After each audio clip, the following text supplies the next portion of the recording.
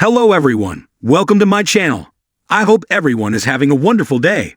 Before starting the video, please go ahead and hit the subscribe button and give this video a like up. Today on The Young and the Restless, Nate sees the real Audra. Adam helps Jack, and Billy and Sally eye a fresh start. All products and services featured are independently chosen by editors.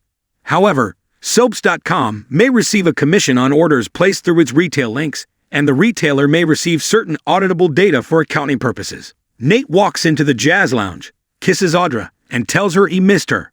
She notes he never told her what his trip was all about. Nate learns that she's going to have a lot of free time. Because Victor fired me. Talk turns to Victor cutting Lily out of some deal, and Nate asks if Kyle played a part in Audra's firing. She says, of course he did. She didn't want to dump this on him, but Nate says that's what he's there for. Audra enjoys being with him, she respects him, and finds him incredibly attractive. But if she brought him this bad news, and he tried to fix things, then what they have would most definitely be over. In the club dining room, Nikki tells Victor she doesn't have much of an appetite. I need to tell you something, and you're not going to like it. She tells him Lily came to her after he stonewalled her, and she told her the truth. She has too much respect for her to lie at her face. Victor isn't surprised or alarmed. At society, Lily joins Devin, who gathers she spoke to Victor. Lily says he shot her down, so she went to Nikki, who admitted everything. Devin promises not to say, I told you so. She feels like she wants to rip someone's head off. She bemoans the work and effort she put into Chancellor to turn it around. At least Billy had the decency to look her in the eye and tell her she was out. She feels she's been naive. She shouldn't have got something in writing. But she trusted Victor because he kept bringing up their dad. Devin learns Nikki had the audacity to offer her a job, but she walked out. Devin can't believe Victor tried to use him to pull this off. It's something he'll have to answer for. I'm sorry, I can see how much it's hurting you. Lily and Devin discuss Billy and Victor. She feels neither of them deserve Chancellor. Devin asks her to come back to Winters so they can take their family company to new heights. At Crimson Lights, Jack and Diane are both on the phone trying to get the release date moved up for the stolen product. Jack tells someone that the legal team is trying to come up with a cease and desist order for Glissade. They hang up, and Diane complains that they're lying to protect Kyle. Jack says, he's our son. Diane asks, is this really where we are now, Jack? She notes he pulled back when she touched his hand. Jack rants about the employees at Jebot putting the pieces together and realizing their son is responsible. Diane decides she won't stay and let him blame her for anything else. She steps onto the patio and calls someone to meet. In the park, Sally runs into Billy. They're both working remotely. Suddenly, Chelsea and Adam appear, laughing together. They stop in their tracks when they spot their exes. Chelsea explains that they just came from a family session with Connor, and it went well. That's why they're in such a good mood. They go on about the buttons on their son's shirt, and Sally and Billy remain silent. Chelsea asks what they're doing out there. Sally says they ran into each other. She was looking at the fall palette for inspiration. Chelsea compliments her preliminary designs. Adam and Chelsea say they should get going and walk off. At the club, Michael asks Diane why she sounded so upset on the phone. Diane wanted to thank him for being so kind the other night and assures him she and Jack are fine.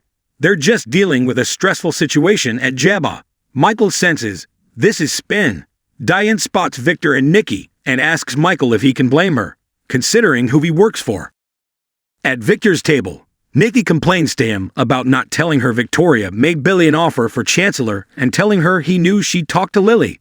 Victor learns Nikki offered Lily a job, and the look on her face was a hard no. Nikki guesses he knows exactly how this is going to play out, and she wants to know what's next. Victor knows what Lily will do next and declares it will mean the beginning of the end of Billy's time at Chancellor. Michael and Diane take a table, and he tells her he doesn't blame her for not wanting to show weakness around Victor. But she and Jack haven't been discreet. Diane complains even when they manage to be normal. Every mention of Kyle ruins it. She's tired of being cast as the villain. Michael learns Kyle stole their latest innovation for Glissade. Michael's taken aback. Diane thinks Jack blames her for firing him and regrets marrying her. She announces he's running to the ladies' room and trots off.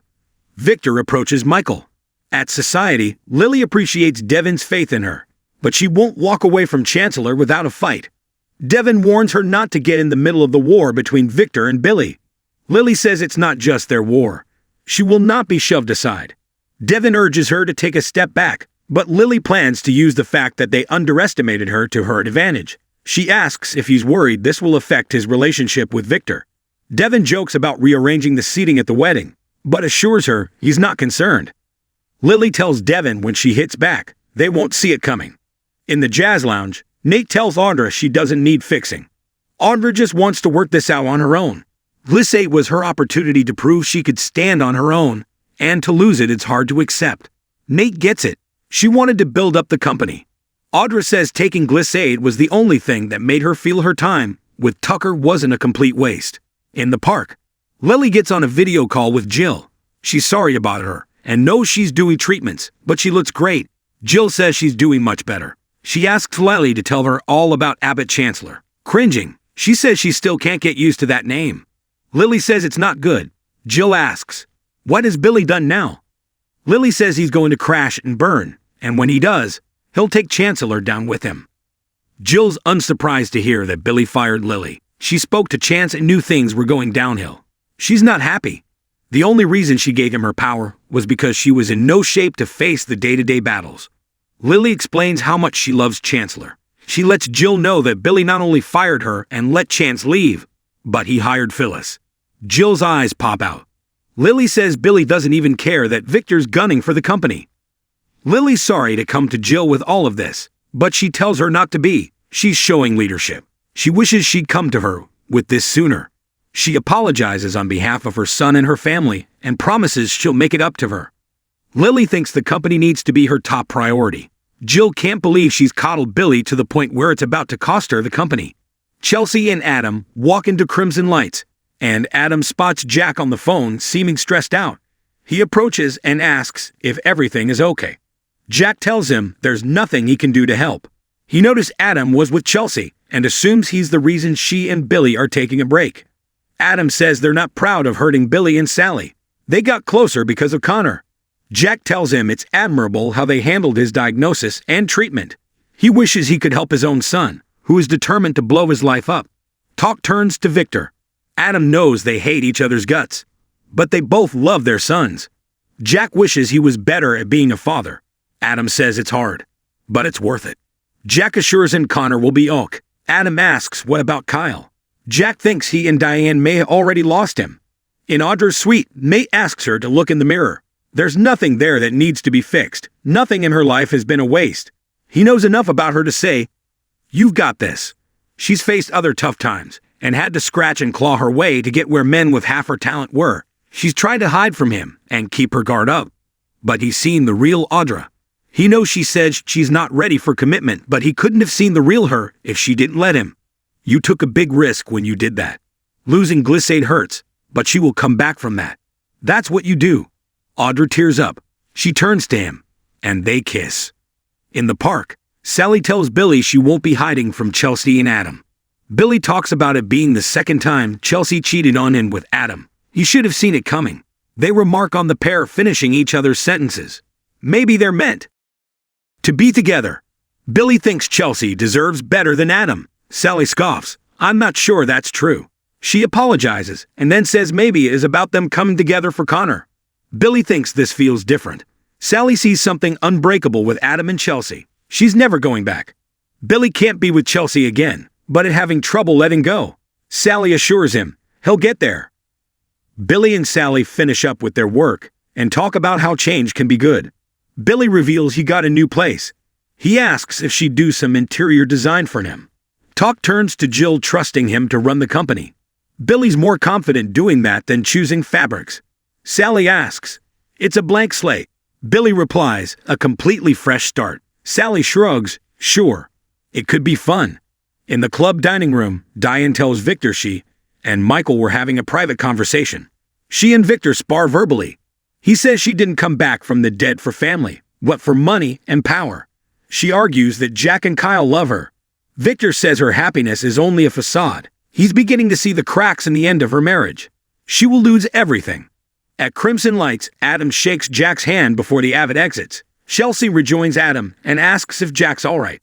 Adam says, he will be, and so will we. In the park, Jill tells Lily that her treatments are going well. She'll be damned if she went through all of that for her son to stress her to the point that it kills her. Lily tells her she will handle this, but Jill says her son is out of control, and she's the only one who can put him in his place. At the club, Diane thanks Michael for being her friend and urges him to find something less soul-sucking than working for Victor. Victor remembers when Diane was desperate for his support. She says that was a really long time ago, and fonces off. Victor tells Michael that witnessing the dissolution of the marriage of Jack Abbott and Diane Jenkins make him happy. Their world will fall apart, and they'll be humiliated. So my plan is working out. Next on The Young and the Restless, Sharon sends Nick mixed signals. Phyllis takes control, and Jill gives Billy an ultimatum.